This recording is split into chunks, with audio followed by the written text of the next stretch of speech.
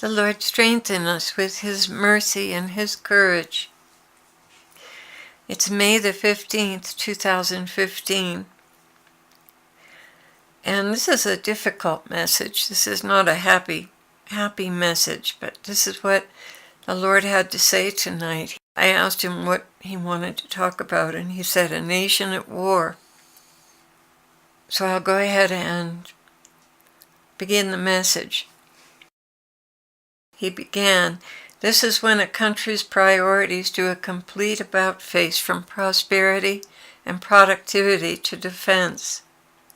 Although I hate war, sometimes it is the only alternative when a country has become set in its ways and overly secure. When a nation decides to go it alone without my providential arm. But Lord, we as a nation haven't done that, have we? Compliance with ungodly governance is a sure sign of a dying country and one that no longer has any need for God. Your country passed that mark a long time ago. Now you are facing the inevitable consequences. Teachers did not have to comply with the ungodly statutes. There should have been a public outcry long ago, but everyone was so interested in their status quo that it went by without a fight. One statute after another slipped through quietly. One case after another dismissed and ruled against. The march to destruction continued. The groundwork is so well laid and quietly executed that the masses never bothered with it. Prosperity was far more important. Maintaining the lifestyle was everything, as the economy was threatened. Let's not upset the apple cart. After all, don't we have enough to do keeping the economy on its feet? Just a little indifference, then a little more and more until the general public is lulled into a deep sleep, only to wake up to foreign troops on their soil and the end of their democracy.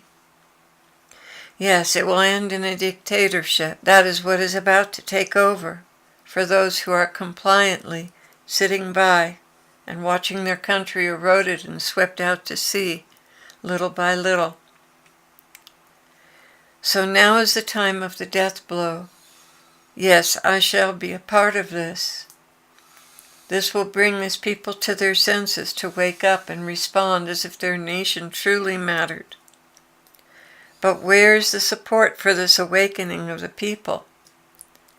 Outnumbered and outgunned, it's a tenuous battle. Surely the losses will be tremendous.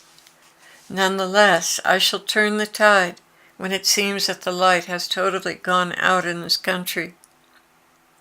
Just a glimmer of hope, and I shall fan it back into a flame, and many will arise to take back the ground that was lost.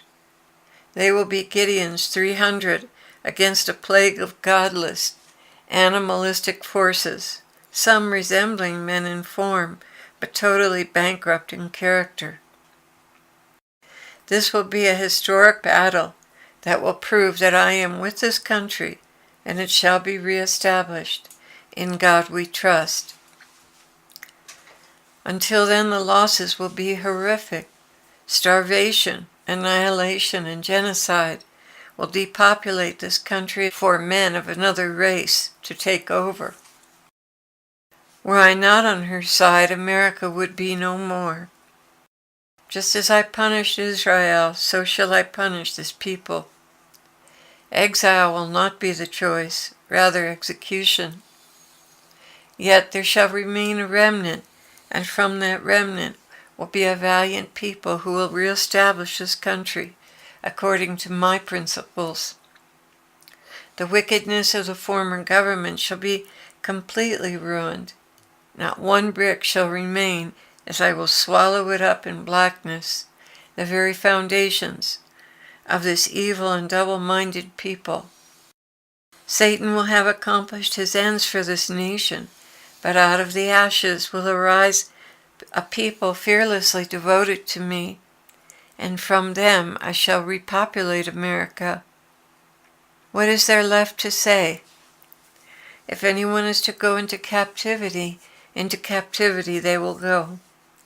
If anyone is to be killed with the sword they will be killed.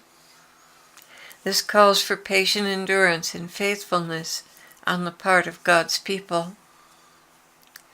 Nonetheless, I will not abandon my faithful ones, but will deliver them from the scourge that is to be released in this nation. They will worship me in heaven and return with me to reestablish righteousness among the nations. Cry out for mercy, and with mercy I will comfort the remnant and the fallen of this nation.